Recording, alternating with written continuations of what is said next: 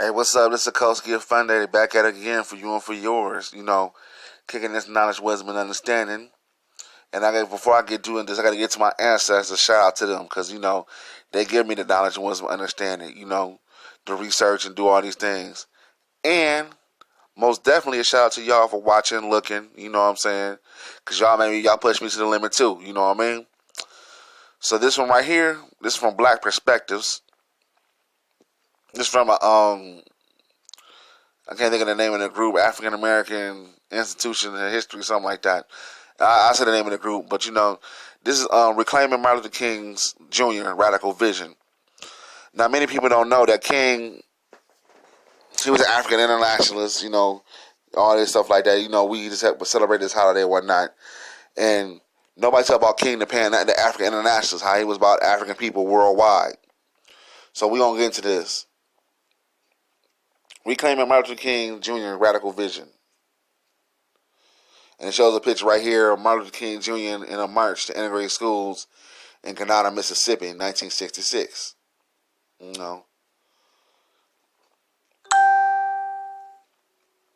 Dr. Martin Luther King Jr. delivered his Keep Moving from This Mountain at Spelman College Annual Founders Day commemoration on April 10, 1960. Riding a high on a wave of national and international prominence due to his activist leadership in Alabama, the young minister was back home in Atlanta, speaking to an eager crowd of young black women. In his address, King paralleled the political fears and apathy that plagued a critical mass of black America with those of the Israelites departing Egypt under the leadership of Moses. The profundity of King's analysis, however, laid his critique was the pernicious challenges that America was facing on a racial and economic front of the 1960s.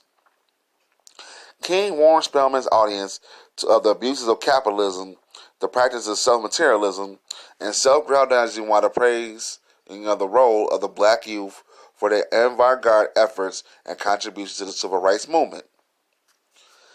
This speech was consistent with King's radical social-political analysis and has continued the social ills addressed in his public presentations and activities. This Martin Luther King Jr., however, is not the person whom general American public is familiar with. Historically, King primarily exists as a figure divorced from a holistic narrative that is nuanced, complex, and politically radical. For the past 50 years, however, the presentation of King has consistently suffered of the Santa Claus classification and co-optation of a plethora of entities that encompass media, conservative political pundits, and school teachers.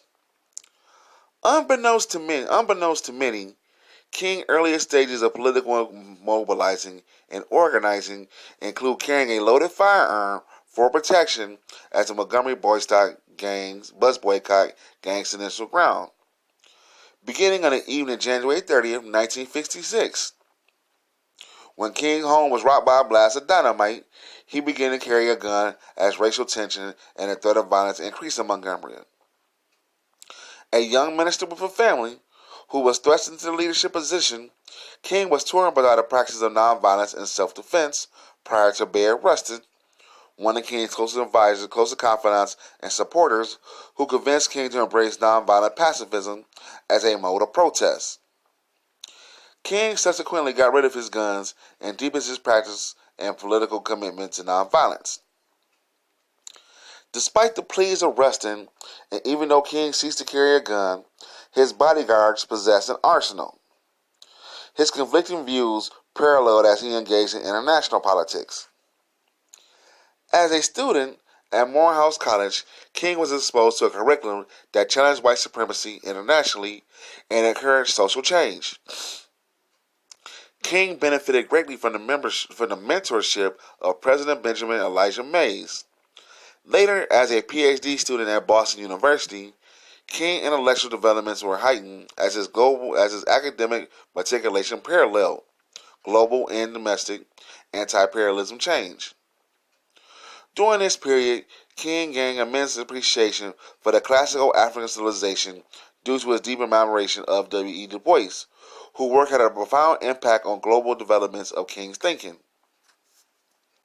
It exemplifying a critical interest involvement in Africa, which includes a significant anti-colonial support for African liberation struggle as early as 1956. King subsequently adopted Ghanaian principles, but with a healthy skepticism. Though King is mainly identified with black freedom struggle, he spent a considerable amount of his time supporting the efforts of the international liberation movement. While serving in the chair as vice chair of the American Committee on Africa, the ACOC, and as a member of the American Negro Leadership Conference on Africa, King provided backing to sub-Saharan African nations with the emphasis of Ghana and Zambia.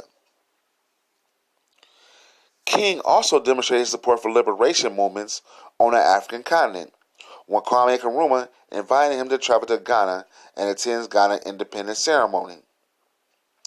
Held on March 6, 1956, the ceremony celebrated Ghana's independence, and the newly elected Nkrumah was the first democratically elected Prime Minister of the Gold Coast. During the ceremony, King expressed happiness for Ghana's triumph with tears of joy. He later recalled his experience of the Ghanaian ceremony and in the famous The Birth of a New Nation sermon, delivered in the spring of 1957 at Dexter Avenue Baptist Church in Montgomery, Alabama. In this speech, King noted, "Ghana reminds us that freedom never comes on a silver platter. It's never easy. Ghana reminds us of that. You better get ready to go to prison." When I saw the Prime Minister there with his prison cap on that night, that reminded me the fact that freedom never comes easy. It comes through hard labor. It comes through toil. It comes through hours of despair and disappointment. In November of 1960, King accepted an invitation from Nami Agwasue to attend Agwasue's inauguration as Governor General of Nigeria. While in Lagos, Nigeria, King's relationship and dialogue with African leaders on racism in the United States and the need to eradicate colonialism continued. Furthermore, by the mid-1960s, he had developed a crucial global lens and Pan-African alliances that challenged imperialism, which brought him much closer to becoming J. Edgar Hoover's and the FBI nightmare of a black messiah, capable of electrifying and uniting the black freedom struggle and addressing the needs of the working poor. Arguably, King's most radical actions and protests came, however, in his direct challenge of the Vietnam War and the U.S. military-industrial complex, that had by 1967 had taken a substantial toll on American soldiers.